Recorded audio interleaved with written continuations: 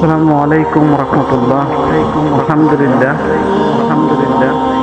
কবরস্থান এমন একটা অবস্থা ছিল আগে, জঙ্গলের মতো ছিল আগে। জঙ্গলে আমরা দেখেছি যে কোনো কবরস্থান আপনারা এভাবে পরিষ্কার করবেন, খুব সুন্দর করে পরিষ্কার করবেন। কারণ কি, কবরস্থানে এরকম জঙ্গল কিন্তু মানায় না, সেই কারণে আমরা একটা উদ্যোগ নিয়েছি।